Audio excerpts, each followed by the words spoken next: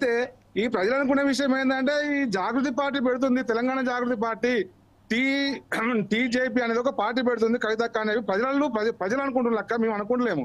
But ఏంటంటే దానికి బలపరుస్తూ ఏమి చేస్తుందంటే కవితక్క టీం కూడా ప్రజలలోకి వెళ్ళి జిల్లా కమిటీలు, మండల కమిటీలు, గ్రామ కమిటీలు వేయడం లోపల ఈ ప్రజలు అనుకునే దానికి బలం చేకూర్చే అవకాశం ఉందని చెప్పి నేను చెప్తున్నా. ఖచ్చితంగా మీ టీఆర్ఎస్ పార్టీకి చీరడం ఖాయము. ఈ హరీష్ రావు పోతాడో ఎవరెడ్డి పోతాడో మాకు తెలియదు, కానీ ఖచ్చితంగా కవితక్క మాత్రం ఈ తెలంగాణ జాగృతి పార్టీ పెడుతుంది అనేది మాత్రం ఖాయం. మీరే రిజిస్టర్ చేస్తున్నారా అండి? మాకు కూడా తెలియదండి. మా పార్టీలో మీరు జనాలలో ఉంటే తెలుస్తుందండి, మీకు జనాలలో ఉంటే తెలుస్తుంది, ఫామ్ హౌస్ లో ఉంటే తెలియదు. జనాలలో ఉండండి, జనాలలో ఉంటే ఎవరేమనుకుంటారో తెలుస్తుంది, ఫామ్ హౌస్ లో ఉంటే తెలుస్తుంది. జనాలలో ఉండండి. బీజేపీ పావని గారు బీజేపీ పార్టీ నుంచి వారు ధాన్యపు రాశుల దగ్గరనే ఉన్నారు. మీరు కాంగ్రెస్ బీజేపీ నేను బీజేపీ అక్క, నేను బీజేపీ ఓబీసీ మోర్చా రాష్ట్ర సెక్రటరీ. ఒకటి ఏంటంటే మీరు ధాన్య రాసుల దగ్గర ఎన్నుకుంటాను ఆ వ్యవస్థను భ్రష్టు పట్టించిందే మీరు. జనాలలోకి వెళ్ళకండి మీరు దయచేసి.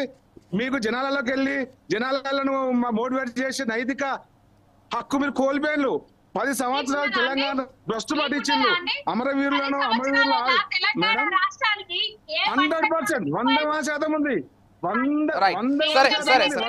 ఒక్క నిమిషం భావని గారు ఒక్క నిమిషం. శ్రీనివాస్ గారు ఒక్క క్వశ్చన్. శ్రీనివాస్ గారు ఓకే శ్రీనివాస్ గారు ఒక్క క్వశ్చన్ చెప్పండి.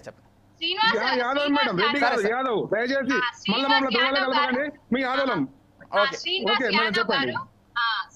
చెప్పండి మీరు చెప్పక కవితక్క పార్టీ పెడతాండో లేకపోతే హరీష్ అన్న పార్టీ మారుతాండో గిరిని ముచ్చట కాదు. అందాల రాసులతో తిరుగుతున్నాడు చూడు రేవంత్ రెడ్డి, ఆ గాయన తోటి కొట్లాడుతుంది. అందాల రాసులు ఉన్న సోయి కొట్లాడుతున్నారు కదా. అట్లా కాదు పావని గౌడ్ గారు ఇదే ప్రపంచ సుందరీమణుల పోటీ. ఒక నిమిషం శ్రీనివాస్ గారు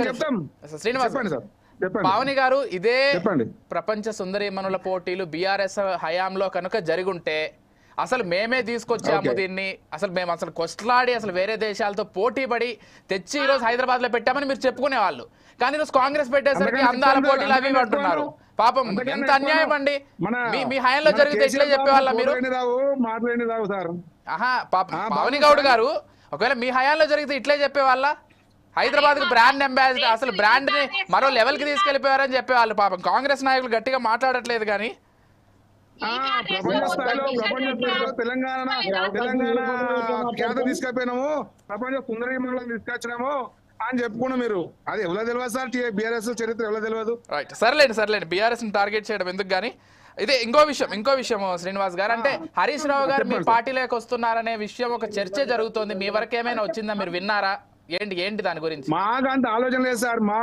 మా క్యాడర్ ను బలోపేతం చేసి నెక్స్ట్ యుద్ధంలో ఎట్లా పాల్గొనాలి అనేది మేము చూస్తున్నాం తప్ప ఈ హరీష్ రావు రావాలి అన్ని చెప్పారు. ఈటల గారిని తీసుకున్నారు, ఇట్లే చెప్పిండు. ఈటల గారిని తీసుకున్నారు, రేపు మాపు అధ్యక్షుడు అవుతాడని ప్రచారం ఉంది. వాళ్ళు వెళ్ళబడితే ఆయన వచ్చిండు. ఒక ఉద్యమ నాయకుడిని మెడలబాటి బయటికి తప్పిన నీచ చరిత్ర వాళ్ళది. ఒక ఉద్యమ నాయకుడిని ఎవరు? నేను అదే చెప్తున్నా. అంటే శ్రీనివాస్ గారు, రాజకీయాలు ఏ రోజు ఎలా ఉంటాయో తెలియదు.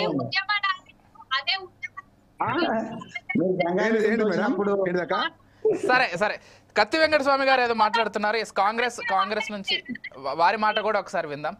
ఓకే పావని గౌడ్ గారు ఒక్క నిమిషం. Right okay. వెంకటస్వామి గారు నమస్కారం అండి, గుడ్ ఈవినింగ్. నమస్కారం. శ్రీనివాస్ గారు ఒక్క నిమిషం.